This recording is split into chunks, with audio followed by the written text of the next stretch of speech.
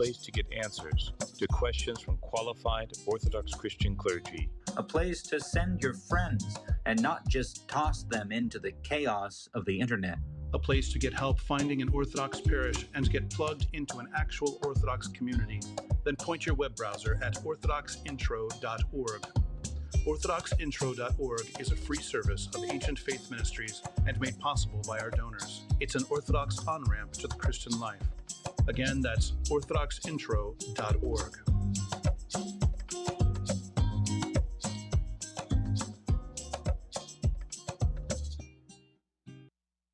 Proclaiming Christ, victor over sin and death. You're listening to Ancient Faith Radio, your Orthodox Internet radio connection.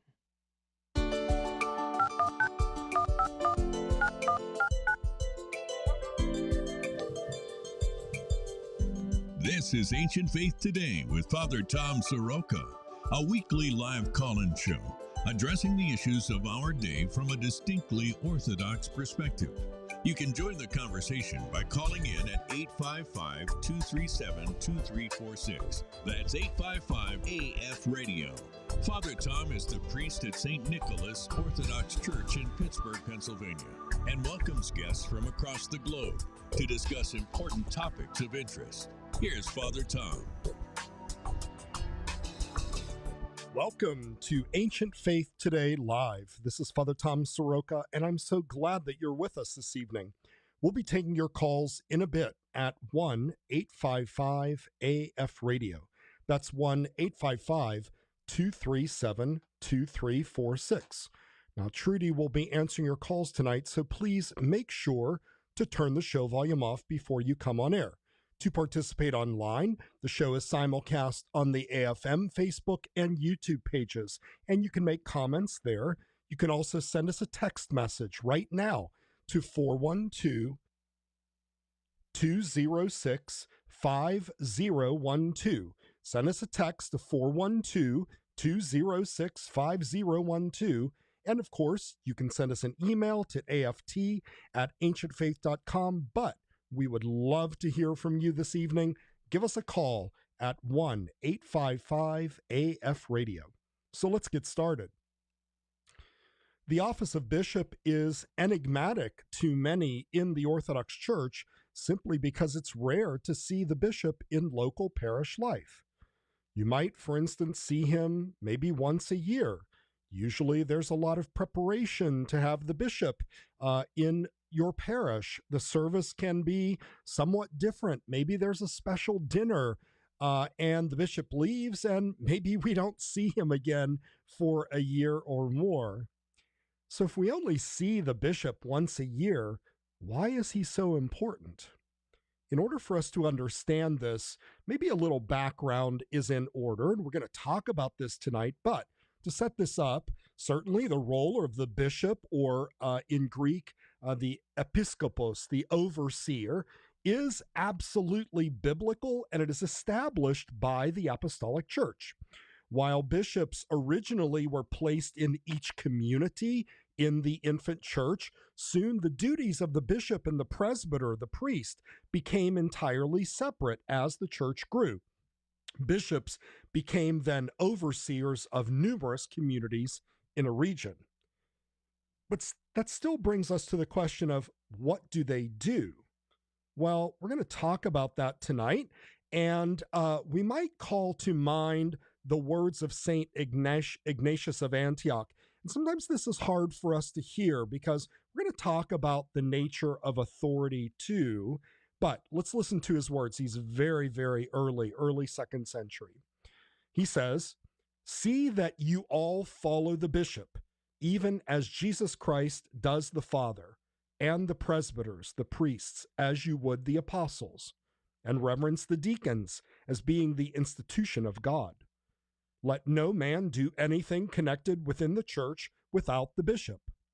Let that be deemed a proper Eucharist, which is administered either by the bishop or by one to whom he has entrusted it. Wherever the bishop shall appear, there let the multitude of the people be, even as, wherever Jesus Christ is, there is the Catholic Church. It is not lawful without the bishop either to baptize or to celebrate a love feast.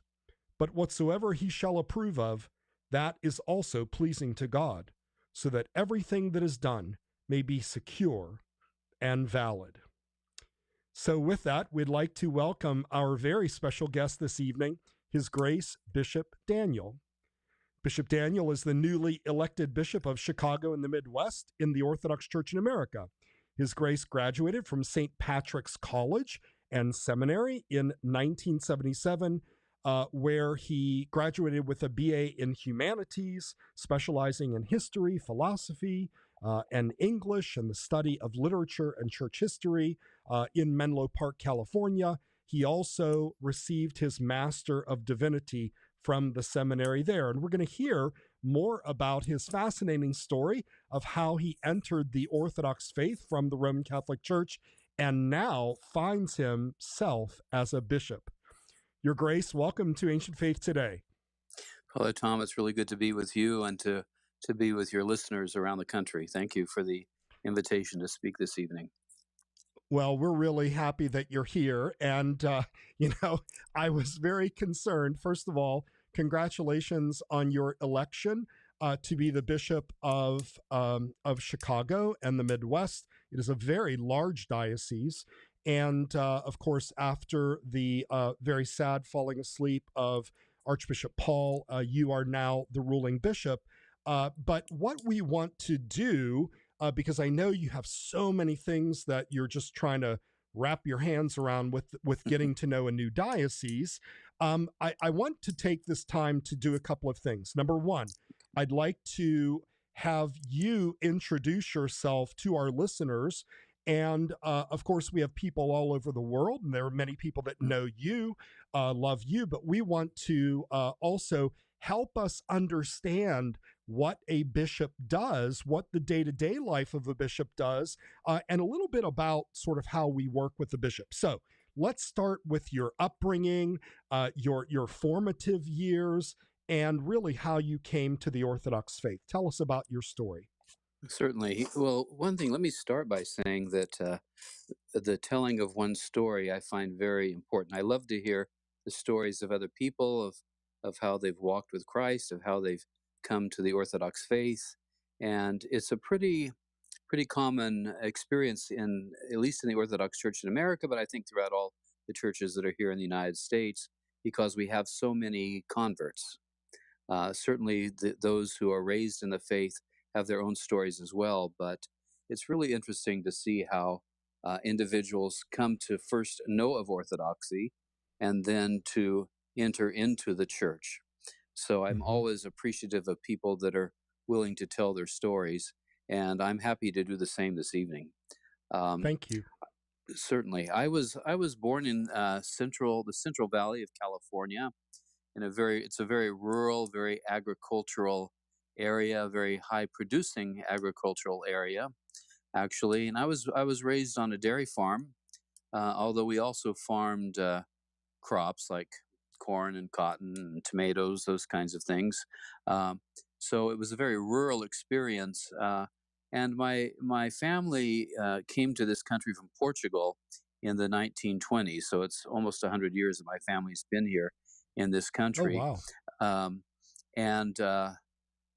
So the little town that I grew up in, and I tell people all the time that I grew up in a town of 1,200 people and 12,000 cows, because that was about the ratio there at the time. Wow. So a small community in which people knew each other, largely Portuguese community, actually. People knew each other, or they were related to each other, or so on and so forth. So, but growing up in that culture, which is very, very Roman Catholic. Actually, I don't know of any holiday that's celebrated in that community that isn't related in some way to the church. So the focus of all social contacts and the context was always Roman Catholic. So I grew up in the Roman Catholic Church. I did all the usual things going through school. I was an altar boy. I loved serving as an altar boy, being at Mass, and especially the liturgies of Holy Week and Easter. Of course, this is in the time when things were still pretty much in Latin. I love that, and I loved the feasts that we would have through the year. I was very involved in, when I got into high school, very involved in the our youth program there. And actually, for a while, I was president of that youth group too. But it was interesting because, growing up, um, people would ask all the boys who are altar boys, "What do you want to be when you grow up?" And everyone would always say, "Oh, I want to be a priest." That Right. was a common response, and kind of the expected response, actually, too. But when I got into high school, my peers started telling me, "You should probably be a priest. You should probably be a priest." And I Mm. wasn't particularly religiously geeky, if I can say that or put it in that way. But somehow they saw something in me about the priesthood, and so I began to, when my peers started telling me that, I began to think about that as a possibility. So upon graduation from high school, uh, I went to a college seminary, St. Patrick's in Mountain View, California, which is very near Menlo Park, which you mentioned. Um, and at that time, it was a college seminary, but at that point, it had become more of um, a college where people were able to discern whether or not they wanted to go on to further theological studies. There was no real pressure put on people at the college. And as a fact, most people didn't go on to study theology. Most of the professors were priests. Priests lived with us on campus. But at the end of that, and I found that to be a very wonderful kind of eye-opening experience too. First of all, coming from a rural area in which, again, most of my contacts were of my own ethnicity, uh, but then to go into a big city and have contacts with other people from different backgrounds was really maybe daunting at first, but certainly became very exciting, and I really loved the experience. At the end, and it was during that time though that I was a sophomore in college, and I was doing a reading class. So basically, I had a professor assigned to me, and I did readings, and he would question me, and so on and so forth. And that reading class was in Russian history, Ah, which was something that fascinated me. And as I was going through all the readings that were assigned to me and additional readings as well, of course, I came to know a little bit about the Orthodox Church, since the church in Russia plays a very central role in all of Russian history. Um, right. and so I thought, well, maybe given the importance of the church, maybe I should check out a local Russian Orthodox church.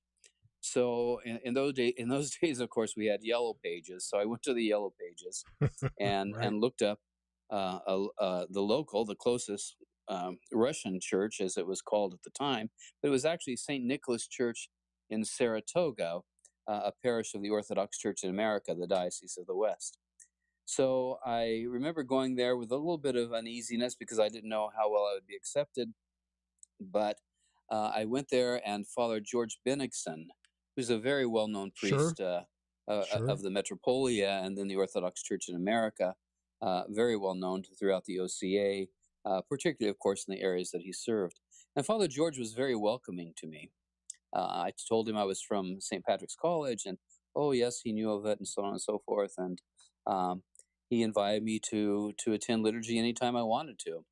And so I did, but I was overwhelmed in that very first experience of the Divine Liturgy in an Orthodox church was really overwhelming for me. The beauty, the depth, the Right. spirituality, the reverence, all of those things really captivated me. And so from that first encounter, I continued to go back to St. Nicholas. I was in the Bay Area, so I occasionally went to our Holy Trinity Cathedral in San Francisco. I occasionally went to a Holy Virgin Cathedral on Geary Street, which is famous, of course, for housing the Sure. relics of St. John of Shanghai and San Francisco. I would go Sure. there occasionally, and just found the experience to be amazingly touching in a very deep kind of way. It was very impactful, and And your I grace, tried to get my hands before you on go as on. much as I could in terms of literature. In those days, Mhm. this is in the 70s. In those days, there was not an ancient faith publishing company. There was not Sure. St. Vladimir's was doing what it could. It was still very early on before a lot of publications took place. The Orthodox Church in America had its newspaper, which I subscribed to. The Orthodox Church it was called, but there wasn't a lot available in English, and a lot of it was not very helpful because what I could get my hands on often contained a lot of polemics between the various jurisdictions here in this country. So that was a bit off-putting to me, I'll admit. Anyway, so I went on to the graduate level seminary. I got my degree in my MDiv in theology, and was ordained a priest in the Catholic Church. Amazing. I had this draw to orthodoxy, but because of my family, because of all those social connections, I was reticent to leave the Catholic Church. Of course. It was just too much for me to consider at that time, at that point in my life. However, I continued to read, and even through my theology studies, patristics was not a particularly big emphasis for us in that seminary, but I was doing reading of patristics on my own as well. So in a sense, I always had one foot in the door. I continued as a priest in a diocese in California for a number of years. And then I was asked to, I had different roles too. I was a pastor. I was the vocation director for the diocese. I edited the Portuguese page in the diocese newspaper, those kinds of things. Wow. But eventually the bishop there asked me to do studies in canon law. So I went to Catholic University of America, the only faculty of canon law in this country. I went there and began to study canon law. Well, when one thinks of it, canon law is really just ecclesiology, or the church's self-understanding in juridic terms. This is who we are, this is how we do it. Well, that was very interesting for me because, again, having had contact with orthodoxy and having studied a bit about the, more deeply than they would have wanted me to, I think, about the origins of the papacy, or the Petrine ministry, as it should be called, I guess, or can be called. I became more and more I started to feel disenfranchised a bit. I didn't agree with what was being said, with what was being taught, to the point that even through the years as a Catholic priest, I would go to Rome, go to Italy on vacations or pilgrimages, but I could never bring myself to celebrate Mass in the Vatican. That's a big thing for Catholic priests to do. It just didn't feel right to me. It never felt right for me. So anyway, so I obtained my degree in canon law, where I focused actually on church councils and also the participation of laity in the life of the church and in church councils. That was my dissertation was on that. After that, I went back to the diocese. I functioned for another year and a half, 2 years, as the director of the tribunal, the diocesan church court.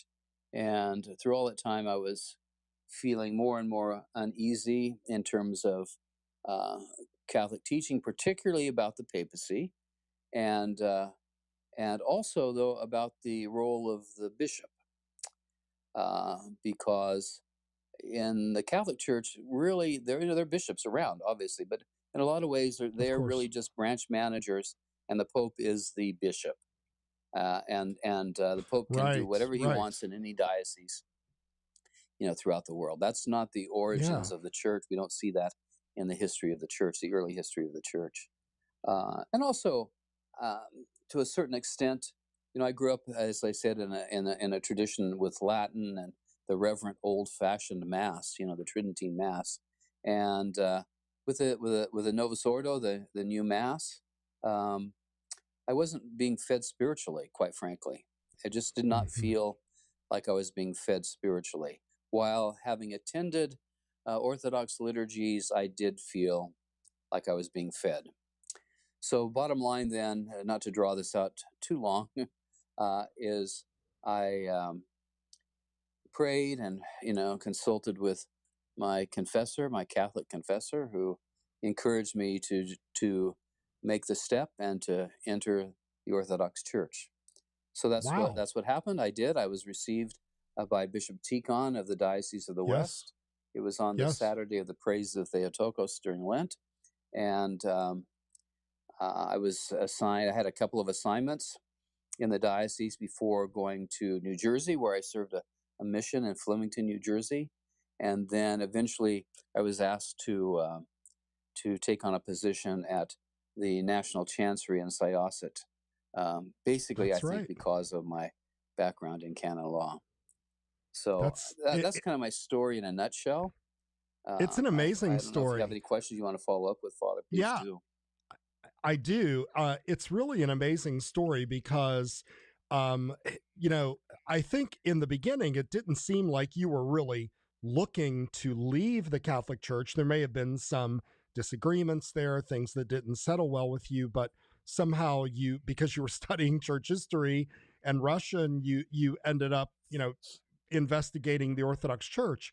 I think it's amazing how God uses all of these opportunities to bring you home to the church. You had mentioned, Your Grace, about this idea that they were making this transition to the Novus Ordo, and it must be very interesting for you today to see. And we have a ton of questions. So, by the way, now we're gonna sort of we only have a little bit of time, so I did want to get all of your story in, and I'm very grateful. But in terms of the changes that you see in the Roman Catholic Church today, especially with the sort of the liturgy wars, right? Where you have Pope Francis that really is cracking down on the traditionalists that want the traditional Latin Mass. And then you have the bishops who are clearly, most of them, not all of them, are following Bishop Francis's lead, like Bishop Cardinal Cupich in Chicago, who is very much of a reformer and is suppressing the Latin Mass. What's your take on that? Is it like, yeah, I told you so, or how do you see all of that? Well, I can talk about what the real issue is, and then what the surrounding issues are. Yeah. Just let me provide just a little bit of history. I'll do it quickly. Pope Benedict, Thank of you. course, he wrote a letter saying that priests could do the traditional Mass according to the 1962 version in Latin at will, and they didn't have to get permission from the bishops, and that irritated a lot of bishops, actually, because the bishops are supposed to be the moderators of liturgical life within their dioceses. So what Pope Francis did, and granted, there's a little bit of attitude, I think, against the traditional Mass there, but he restored it to the bishops, and most bishops are siding with him in that sense and clamping down, as you said, and as Cardinal Cupich did. He just said it's not allowed in the Archdiocese of Chicago. Right. So it's very painful for people that were there's already a generation that was kind of raised in the Latin Mass, even though the Novus Ordo, the new Mass, is being celebrated in parishes, and so that's being taken away from them. And people that have a traditional sense of reverence, find that in the Latin Mass, which they don't find in the Novus Ordo. And so it's caused a lot of division, I think, unfortunately, a lot of division among priests, older priests and younger priests. It's the younger priests that seem to be the more traditional ones. Fascinating. That is very fascinating, actually. And I know that, for example, in seminaries, the seminary that I went to, we were not allowed any of the traditional devotions or services. And now they're doing them. Yeah. And now they're doing them there, fully in the open. They're encouraged. Yeah. So that's in San Francisco, and the Archbishop there is very favorable towards the Latin Mass, but like Chicago, not. Interesting. Yeah. Yeah. I just find the whole thing very fascinating. I kind of think what's going to happen, the fallout is going to be, hopefully, maybe after Pope Francis, the next pope, if he is a little bit more traditionally minded, he'll sort of modify the Novus Ordo to be done more reverently, because I think there's just too many abuses going on and all the kind of nonsense that we're seeing. But anyway, let's talk about bishops. We want to remind ourselves remind everybody that you can give us a call at 1-855-AF-RADIO or send us a text to 412-206-5012. Your Grace, what is a bishop? And, how has the role of a bishop developed? How do you see it from the apostolic time to today's time? Because you mentioned even like how in the Roman Catholic Church, they were just like they were like regional managers, right? But they really weren't the manager. How does that differ from our apostolic understanding? Sure. Let me actually take it from there in terms of what the Catholic Church teaches, and I'll go into what I want to say about our understanding of the episcopate. But there's a beautiful document from Vatican II, actually, that talks about the role of the bishop, as pastor, as teacher, as shepherd, all that language, priest, prophet, king, all that language, the servanthood of the bishop is all spoken of very beautifully. But when you get to the end of that document, it makes it very clear that in the end, a bishop doesn't have direct, I don't want to use the word control, but doesn't have a direct relationship. That's a better way to put it, with his flock, because that relationship is intersected by the Pope. So, as you said earlier, the bishop, comes from the Greek word episkopos, which means overseer, and in a very specific way too, not just a general overseer, but it was a term used for the chief slave in a household. So the episkopos in a household was the chief slave who cared for and also guided and also ordered, I guess probably in those days, the other slaves to do what they were supposed to be about. So that's where the term comes from. Our understanding of the episkopos, of that role of chief slave, is that the bishop is the chief slave in a community, the chief slave of Christ, and the chief slave of those he serves. And so it's important to keep that in mind, because for me, servanthood is a key role to keep in mind when it comes to the episcopate. The bishops, the apostles had that role. We can read about that in the New Testament, and they continued the ministry of the Lord by preaching, by teaching, by healing. All those things that we see in Christ's life. The apostles continued that, and it was passed down to their successors in that post-apostolic period in which St. Ignatius of Antioch lived, and he quoted him that very well known and beautiful quote from St. Ignatius of Antioch. And then that charism, I'll call it, of preaching and teaching and maintaining the truth of the faith as taught by Christ. That charism would continue from generation to generation to generation up until our own present day. And so that term apostolic succession is the term we use for that. It's really a tracing of our teaching and our ministry back to the time of the apostles. We often say that, and it's true, I mean, I believe it with my whole heart, we often say that the oldest church, if we're going to be in competition with others, the oldest church is the Orthodox Church. But we can say that because we have a direct continuity, a direct line, for sure. again referred to as the Apostolic Succession, that comes to us right from the apostles. And the bishops are seen as the successors of the apostles. Unworthy sinners like everybody, but entrusted with that charism again of teaching the fullness of the faith, preaching the gospel as it's been preached through the centuries. Excellent. So your Grace, normally we take a break, but this is really important. We're not going to take a break tonight. We're just going to move on. We want to remind our listeners, give us a call at 1-855-AF-RADIO. If you've never spoken to a bishop before, this is your chance. Or give us a text at 412-206-5012. Your Grace, you were talking about St. Ignatius, and I read the quote there. And there's one thing that St. Ignatius says that I think is very difficult for people to understand. So help us to understand it. And basically it is, let no man do anything connected with the church without the bishop. So let me kind of set this up, because the history of our parishes, especially in the West. So you have parishes in the United States, parishes, and of course we have English listeners all over the world, Australia, in Europe, and so forth.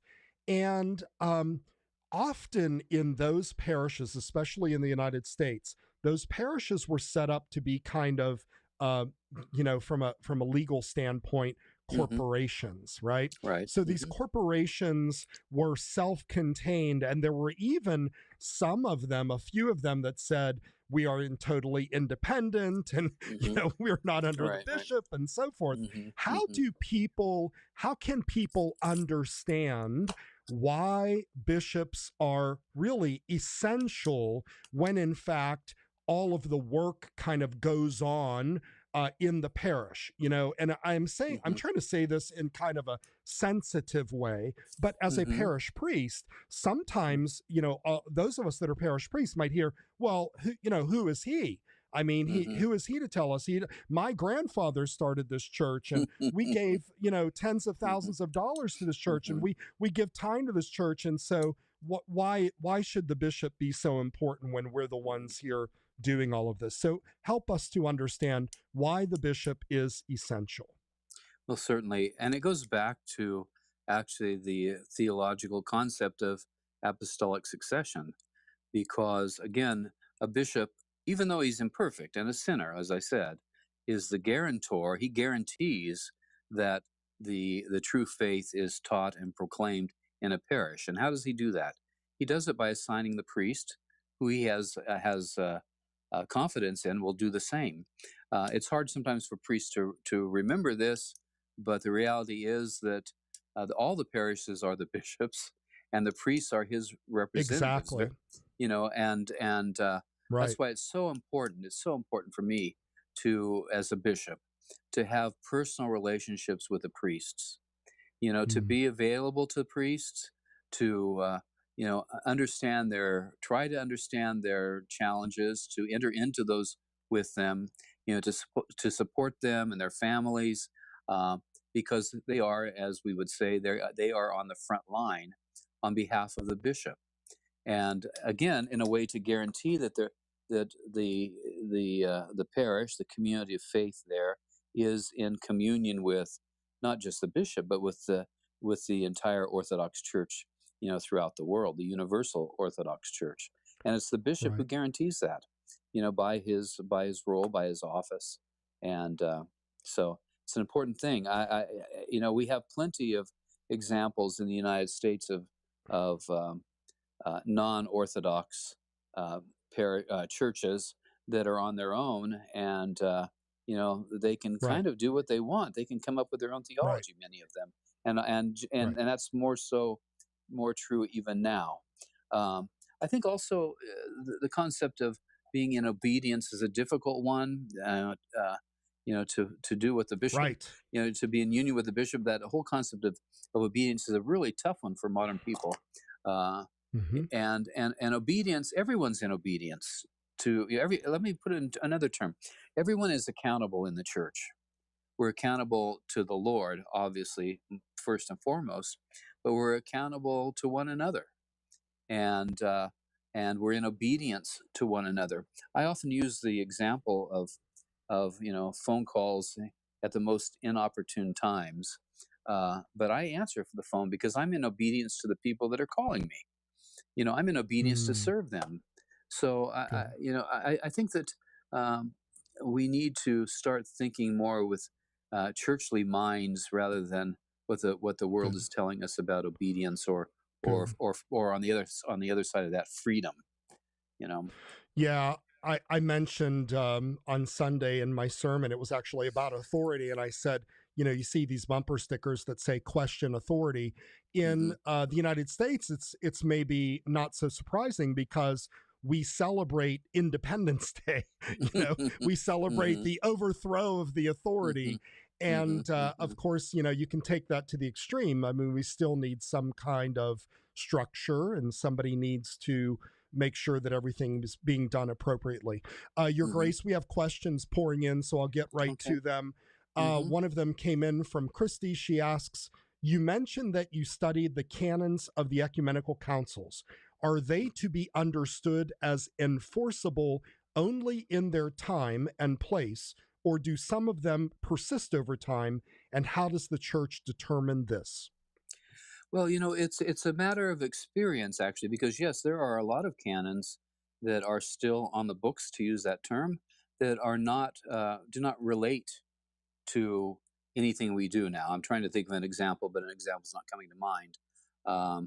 For example, there are canons that say you cannot have a Jewish doctor, or you cannot men cannot wear cologne, or those kinds of things that those just fall into disuse, while there are others that remain very strong and applicable to a church life. So it's only through experience and through the church's years, centuries of discernment that we know what is still in place and what isn't.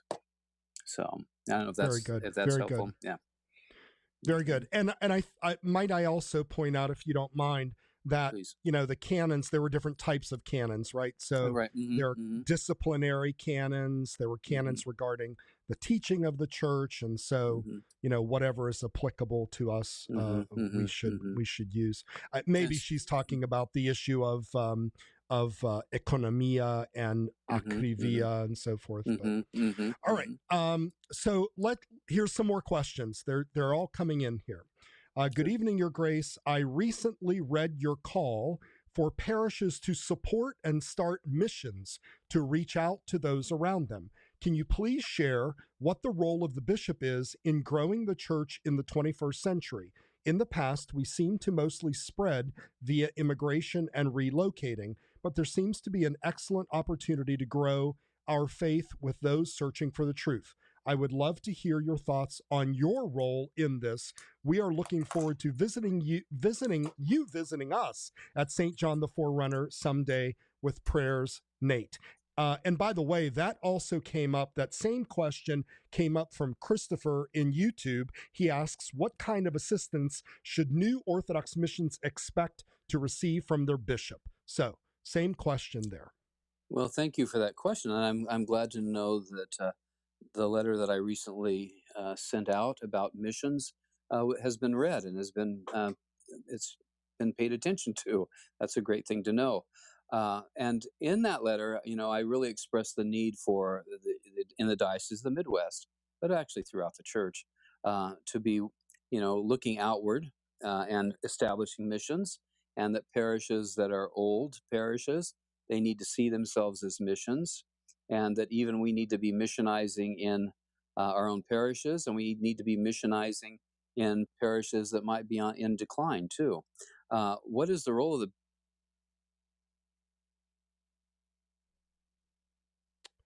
Your Grace, we might have lost you there. Your Grace, are you there? Trudy, have we lost Bishop Daniel? Okay.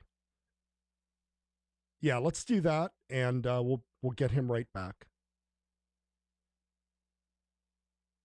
Father Tom will be back in a moment. In the meantime, the lines are open at 855-237-2346. Don't go away.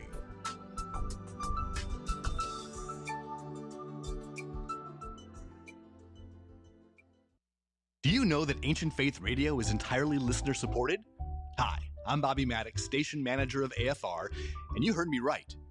All of those podcasts you love, the live shows, the conferences, the audio documentaries, and the videos, they only exist because of listeners like you, who took the time and minimal effort required to send us $5 here, $10 there, even $100 on occasion, or sometimes more. That's how this ministry operates, in partnership with you, the AFR listener. Without these donations, both big and small, it is no exaggeration to say that there would be no Ancient Faith Radio. No Lord of Spirits or Live with the Lows, no Saint of the Day or Daily Orthodox Scriptures, no Father Thomas Hopko or Father Evan Armatas or Dr. Jeannie Constantinou. There would just be silence. Let's never let this happen, shall we? Together, let's continue to sustain AFR and even perhaps expand its offerings with contributions of any amount. Simply go to ancientfaith.com and click on Donate in the upper right-hand corner. Be a participant, be a partner, become a donor. Join those who make Ancient Faith Radio possible. Thanks in advance for your generosity. New from Ancient Faith Publishing. God is a Man of War, The Problem of Violence in the Old Testament, written and read by Stephen DeYoung. The God who reveals himself in Scripture may at times seem to conflict with what seems right to us, but the ways of man lead to destruction. By sojourning through this tension, our views of ourselves, our lives, God, and his creation are reshaped and reformed in a way that is truly real. Wrestling with Christ as he appears to us in the Bible will yield his blessing only if we allow ourselves to be molded and taught. We cannot approach the Scriptures to find our own personal Jesus, who conforms to who we may want or even demand that he be. Such a Jesus probably does not exist, and so will avail us nothing. Rather, we must come to know the only Jesus Christ who does exist, and through his grace offers to transform us into his likeness. God is a Man of War, The Problem of Violence in the Old Testament. Now available as an audiobook at audible.com. We're back with Ancient Faith Today and Father Tom Soroka. Give us a call at 855-237-2346. Here once again is Father Tom. Okay, we're back. We had a few technical difficulties. Your Grace, you're back online? I am, yes. Sorry All right, about that. very good. Thank you. No worries. All right, so more questions came in. Let's take this one, and that is a couple of tough ones here. It seems like we have a shortage of Episcopal candidates, at least those of us without a mother country to pull from. Does His Grace see this as an issue? And if so, what is the path forward? Well, the path forward is to, because it is our current practice, to ordain only celibate men to the episcopate. So it's our responsibility to be, at this point, to be praying for vocations to monasticism.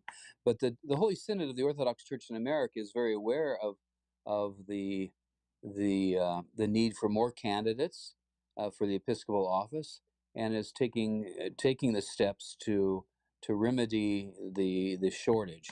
If you look at our Holy Synod, we're all older men at this point, with a couple of exceptions. Well, with one exception, I guess, and we're well aware that we need to be providing, looking for, identifying, shepherds to follow us, Right. to follow in the footsteps of the apostles. So it is a challenge. I think, though, that it's part of the general challenge when it comes to vocations. Vocations, again, to the priesthood and to the monastic life as well, for both men and women. One of the greatest challenges faced by bishops in the current day is to find priests, to have priests to minister in their parish communities. Some dioceses have not yet experienced a difficulty with this, but the challenge is right on the horizon, I think. Other dioceses are already facing the lack of vocations to the priesthood. Yes. Yes. Very good. Very good. All right. They keep coming, Your Grace. Here's another one. This one's a little bit tricky. This is an interesting one. This person writes, so honored to be able to ask our bishop a question directly. My question is this. My wife and I are days away from becoming catechumens, and both of us are wanting to be baptized whenever we are able to become Orthodox. Both of us have memory of being baptized in our teen years, but neither one of us remember the experience fully. So we are hoping we can be baptized in the Orthodox Church when it is our time. Do you think all converts to Orthodoxy should be baptized or not? Obviously, we want to make sure we follow the leadership of our priest and bishop if he decides we should be chrismated only instead. Mm-hmm. Good It's question. interesting. It's a very good question, and it's a question that the Assembly of Canonical Orthodox Bishops in the United States is studying even now, because there are a lot of different practices, and there have been a lot of different practices throughout the centuries. So right now, I think we have to look to it on a case-to-case basis, depending on the baptism, what group did the baptism, how the baptism took place, whether or not, what's the theology of the group that did the baptism, so on and so forth. And then the bishop really needs to make a decision about that. That's where that decision lies. And normally priests do contact the bishop about that. It's interesting because on a day-to-day, obviously, priests and parishes do baptisms, do chrismations, but that's a unique role, really, of the bishop to oversee those who come into the church. And again, he entrusts that to the priest. But the bishop has a special role in that. So when it comes to questioning a baptism, I think that needs to get before the bishop. Congratulations, by the way, on being catechumens and looking to the fullness of the faith in the Orthodox Church. But I would suggest that your priest contact me, contact the bishop, and for more understanding. This isn't the place to go into all the details of it, but for more understanding about what your baptism was. And then I do appreciate you saying, though, in that question, that you look to the leadership of the church for that, because that's important too. That is important too. Right. But it's interesting. Please go ahead. Sorry. I was going to make a kind of an aside comment here. We can no longer. It used to be that we could rely pretty much or trust pretty much in at least the validity, not a good word, but in the validity of most mainline Protestant groups, and of course the Catholic Church too. But that's not the case anymore. I had an incident one time years ago in which I had the opportunity. I was marrying a Presbyterian man to a Orthodox woman, and I happened to know the Presbyterian minister who had baptized this young man, and I called him. I said, do you know that? Oh, I remember the family. He said, yeah. He said, I was going through a phase then, and I remember how I baptized that boy. I baptized him with rose petals because I thought water was too messy. Well, that answered the question. Yeah, no, you can't make this stuff up. You can't make it up. So, I think anyway. So my point of bringing that up is that anyone who's coming into the church, every case is worthy of investigation. So right, yeah, and this debate is raging online. Well, there's a lot of debates raging online, but this one seems to be coming to a fever pitch, and you can kind of see it from both sides. We did a wonderful show with Father Alexander Rentel, talking about the canon in Trullo, regarding I think it's canon 95, regarding the sort of the appropriate baptismal form and so forth, and how we receive people of other faiths or heterodox faiths, I should say. But I think things are more complicated today. I just think it's a little bit different. All right. We're moving on here. Next one we have is a recorded question, Your Grace. So listen and then go ahead and give us your answer. Trudy, go ahead and play that. Grace, Master Bless. This is Melissa Lauro in Fort Worth, Texas. And the boys and I were wanting to know if you would answer a question for Ancient Faith kids. And that question is, why do bishops bless with both hands instead of with one hand like priests do? Thank you so Very much. Good question. And we wish you many happy new adventures in Chicago. Thanks. Bye-bye. Thanks for asking that question, Melissa.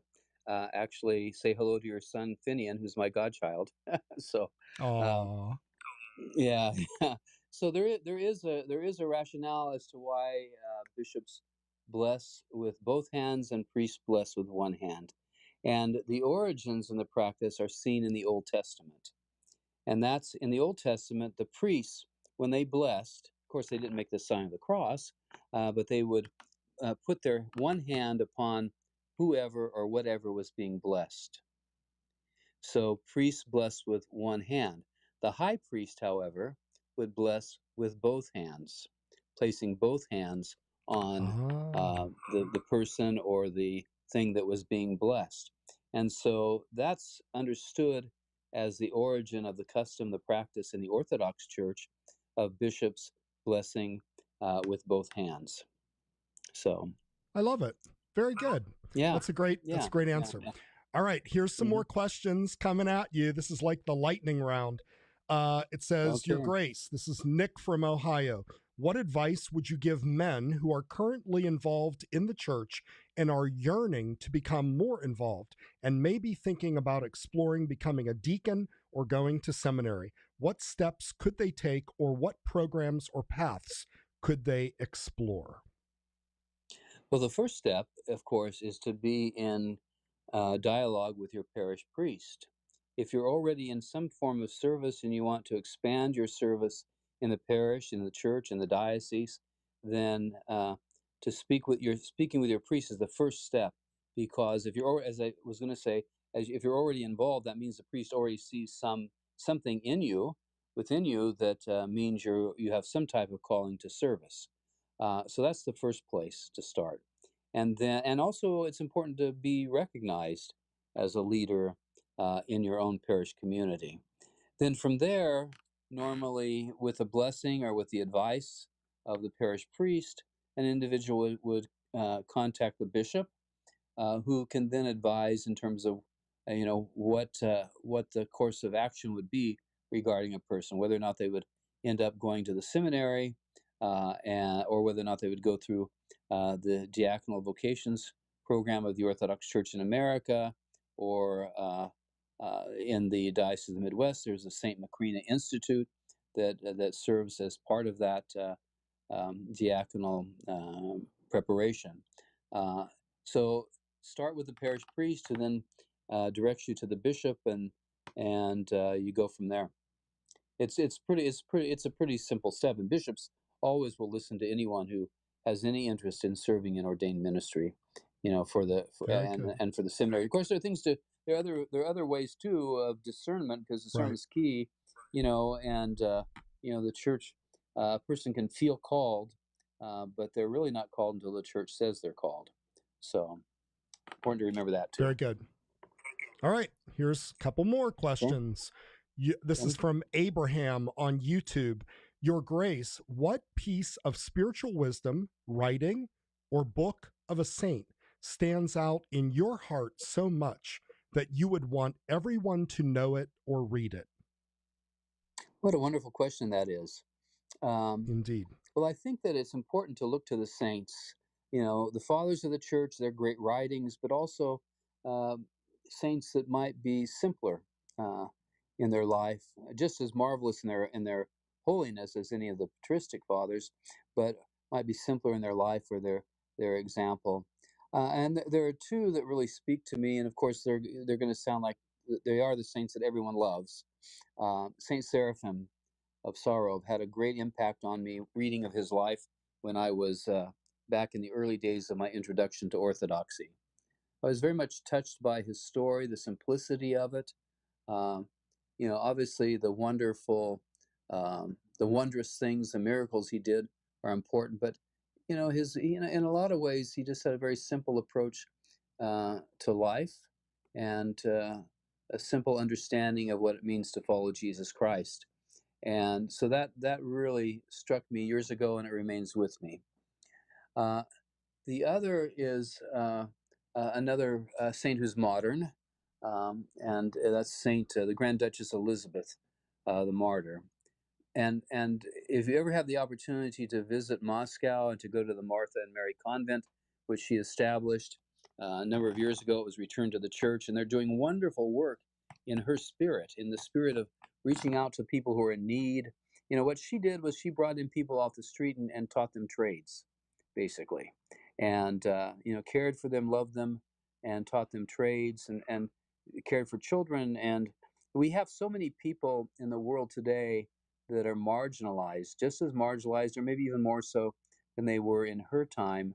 But she stands as a real shining example of what it means to care for those around us, even to the point that she was offered in her life the opportunity to leave Russia, but she would not. Yes. And she, as Amazing.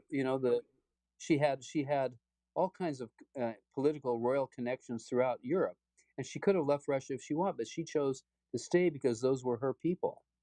And what happened, of course, because she chose to stay, she died a martyr's death. But and that's important to remember too. But most importantly, she stands out as someone who really, really cared for the poor and the marginalized. So she strikes me. Yeah, very much. So yeah, we did a show on the nuns from Belarus several years ago, and they have such an amazing ministry there, and I really think that such a ministry would really thrive in the United States, and I think it would it would really bring the church some notoriety in that particular area and be a wonderful witness to the compassion of Orthodox people in yet another way. All right, here's another one, Your Grace. Please go ahead. Okay. Go ahead. I was going to say. No, go ahead. I was going to say that that convent in Minsk is St. Elizabeth. It's named after the Grand Duchess. So. Indeed. And it follows her motto. Exactly. Yeah. Exactly. I think it's very impressive, and we have much to learn from them. All right, here's another really interesting question from Christopher via YouTube. He writes, you spoke on the connection between Catholic bishops and the Pope. What is the relationship between Orthodox bishops and the Metropolitan, that is, in the OCA?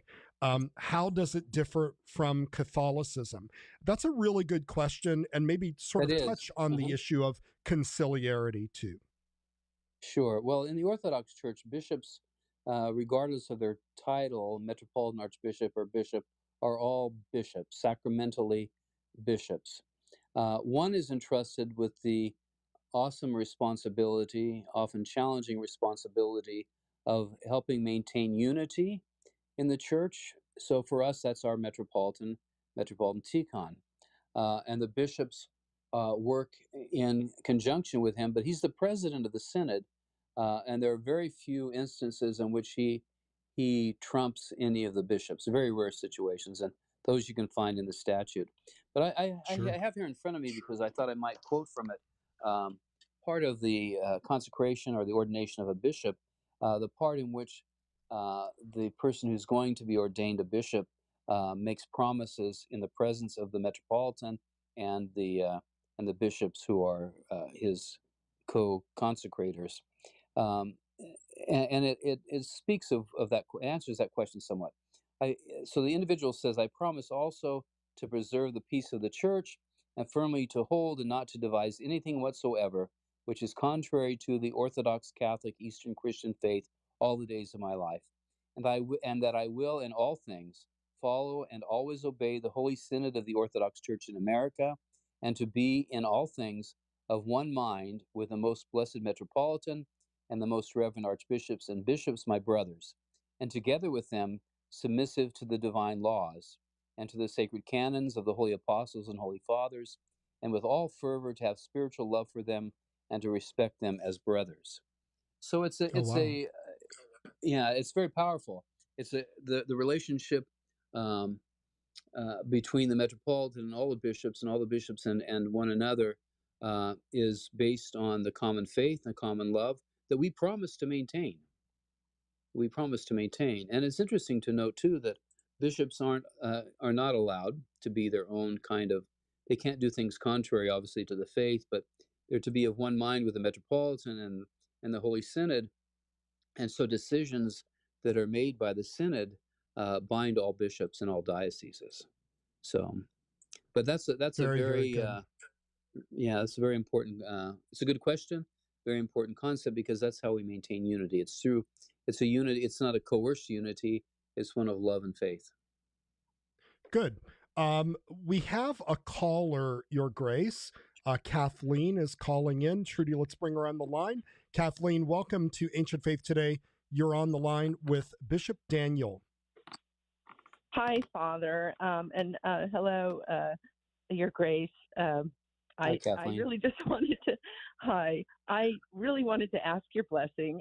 Just ask your blessing. I loved Archbishop Paul very much. I only met him once, but I know that you. I already love you, and so grateful to both Well, of thank you. you. And Yes, I want. well, the Lord Please, bless you, Kathleen. The Lord bless you. And let me say, I know we're getting at the end of the and time my name here is too. Fotini. But I'm sorry, Fotini. Oh, Fotini. Fotini. Yes, Kathleen. Okay, what Kathleen parish are you Fotini. from? I Thank you so much. I'm in. Yeah, I don't really want to say, Father. You're Okay, great. that's fine. That's fine. Yeah, No, that's fine. That's fine. Of course. Well, I look forward to meeting you someday. I'm in your. I'm sorry. Yeah, I was just going to ask. You're in the diocese? Yes, I am. Yes, I am. That's wonderful. And I've known Bishop Daniel for many, many years. He's graced me with a visit to my house.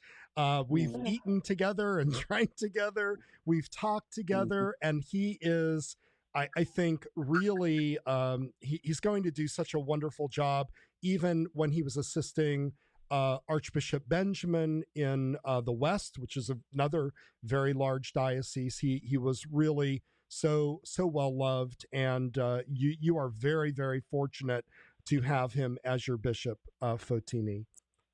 Well, thank you, Father, for those very, very and kind I words. And I will say, just absolutely his protection. I very much felt his protection and his yeah. So I'll just say that. Very good. All right, thank you for calling. Appreciate it.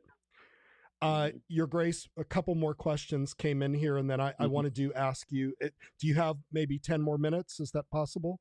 Certainly. If you do, okay, very good. Absolutely. Oh, we could go on for hours. All right, so here's another question that came in. This is an interesting one. It may be a little personal here. It says, can Bishop Daniel talk a bit about the first time he was nominated to be Bishop of New York, New Jersey in 2009? So maybe the question, if I can just reframe it a little bit here. Thank you, caller, for sending that in. What does it feel like when you get nominated and then it doesn't happen, right? So, like how does that feel like? Well, I wasn't nominated. I was not nominated to be the bishop. I was asked to be a candidate for nomination. I see. And okay. that was in those difficult times in the Orthodox Church in America, just coming out of those times, and it became clear to me that I was because I had worked at the Chancery office during those times. It became clear to me that I was a distraction to that process. And so I asked not to be considered. That's what happened. Okay. So, I mean, it was difficult in a sense, not taking my name out of the process, but it was difficult because there was such pain in people's lives in those days. People in the church, some of it very justified, and some of it brought on by other people. So, so I wasn't really ever nominated to be the bishop of that diocese, but I was asked to be a candidate, and again, I withdrew my name. You felt like it was the timing was wrong, and right. Thank you for your transparency. Yeah. So certainly. I appreciate your honesty there. All right, I have a couple more questions, and then we're going to wrap it up. Thank you so much.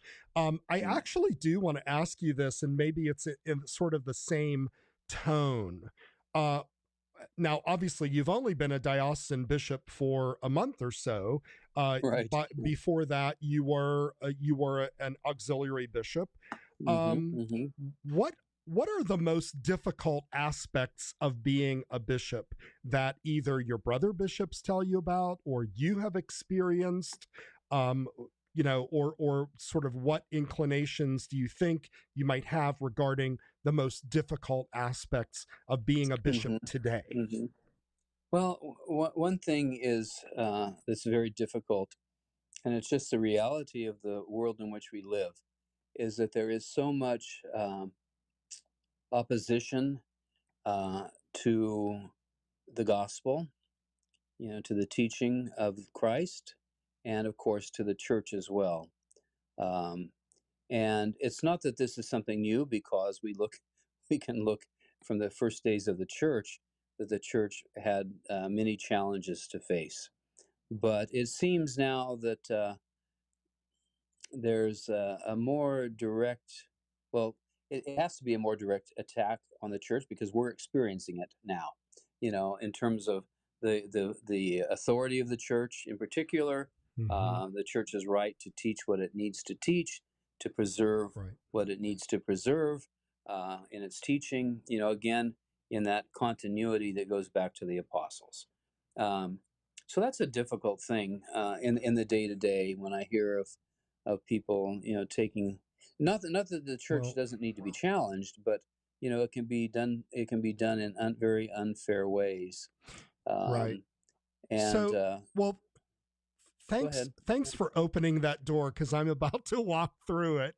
And if you're referring to of course, and I think this deserves just a little bit of a treatment, and that is the Synod of Bishops has been very, and we're talking about the Synod of the Bishops of the Orthodox Church in America, has been very clear for 40 years now in bringing out statements regarding, number one, the nature of marriage and the nature of sexual unions in light of the Orthodox Church and in light of Christian faith, and has affirmed again that marriage is between one man and one woman.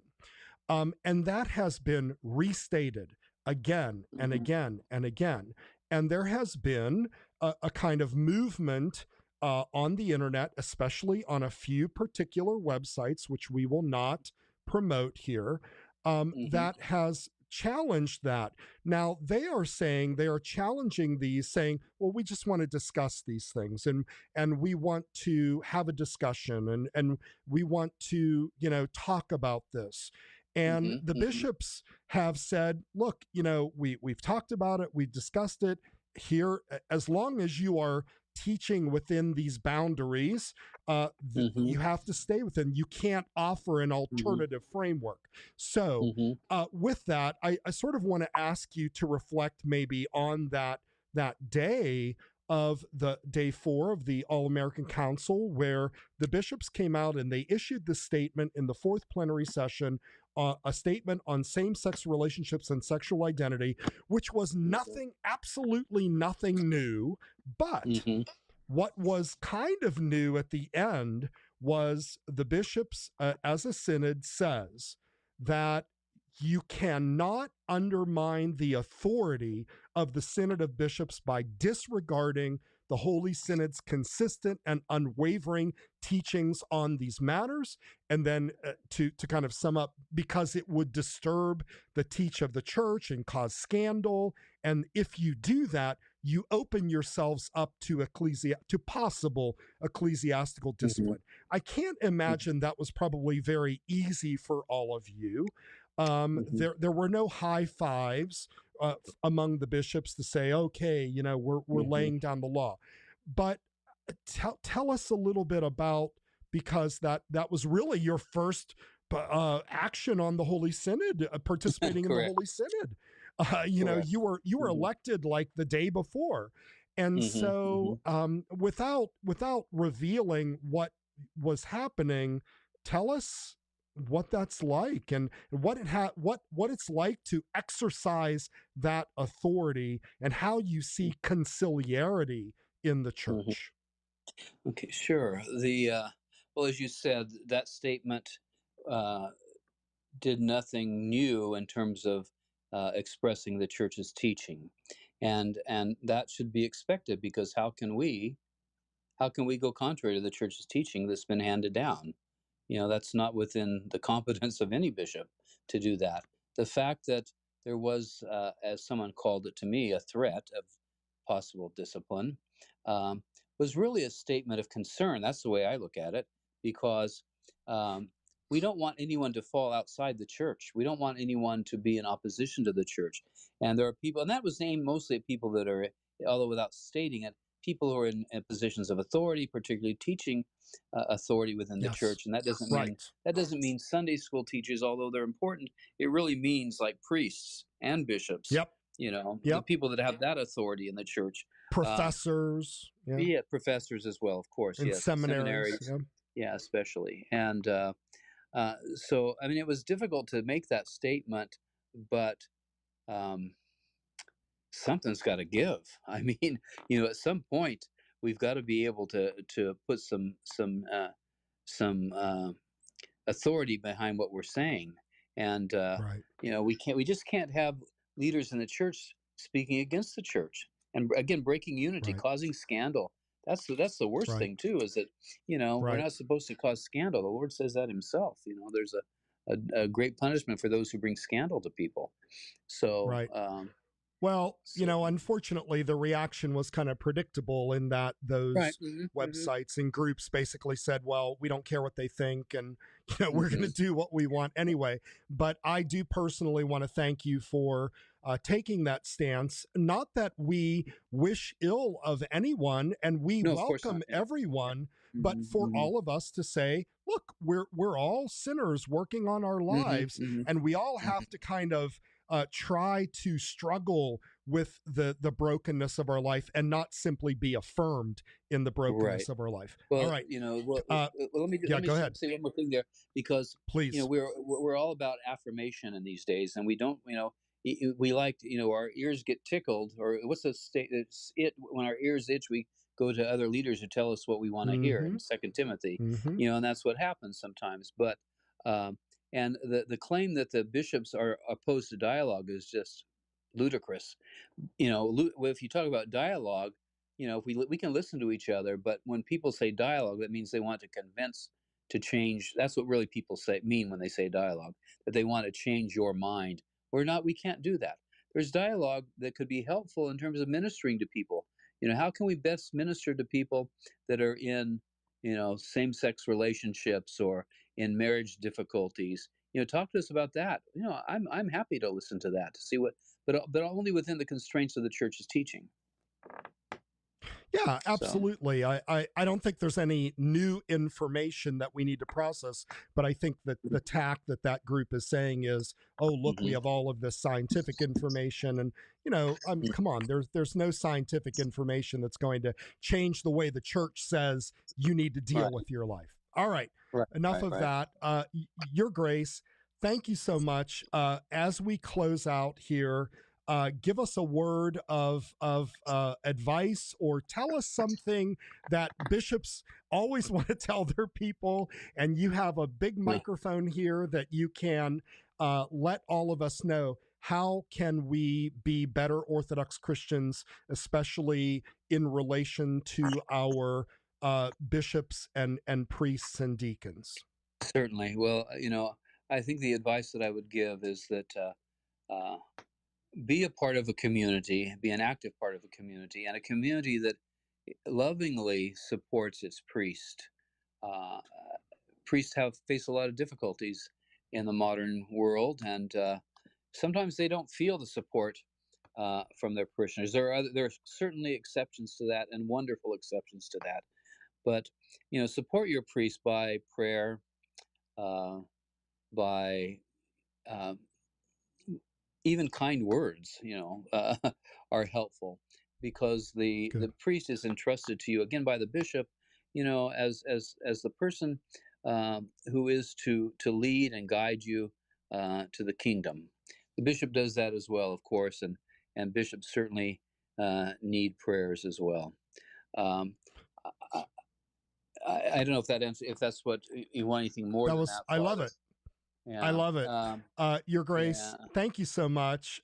We wish you all the best, and God's prayers for strength, for endurance, for patience with all of us, for the ability to minister to your flock in the God-protected Diocese of Chicago in the Midwest, and really do wish you all success, that you sort of started your Episcopal ministry in the diocese by talking about missions speaks volumes of you. So we're looking for great things to come from you. Thank you so much for joining us this evening. Certainly, it's been a joy, but glory to God for everything. Glory to God. Thank you. Thank you, Your Grace. Okay. Good night. Before I share a few final thoughts, I want to offer my sincere thanks to His Grace Bishop Daniel for joining us tonight. Thanks to Matushka Trudy for engineering the program, to our show production assistant, Melissa Graff, for her work behind the scenes, for everybody that's listening in, those who called in, and those who have also given us lots of messages tonight. Thank you all so much. We want to close out again with another little short reading from St. Ignatius of Antioch. He writes, "As therefore the Lord does nothing without the Father, for he says, I can of mine own self do nothing, so do you, neither presbyter, nor deacon, nor layman, do anything without the bishop, nor let anything appear commendable to you which is destitute of his approval. For every such thing is sinful and opposed to the will of God. Come together into the same place for prayer. Let there be one common supplication, one mind, one hope, with faith unblameable in Christ Jesus, than which with nothing is more excellent. Do you all, as one man, run together into the temple of God, as unto one altar, to one Lord Jesus Christ, the high priest of the unbegotten God." And that's our show for tonight. Remember to like us on Facebook at facebook.com/Ancient Faith Today. Share out our program after that's posted. Give us your feedback and contact us with any ideas or topics that you might want to hear about. Join us next Tuesday evening for another edition of Ancient Faith Today. Good night, everybody.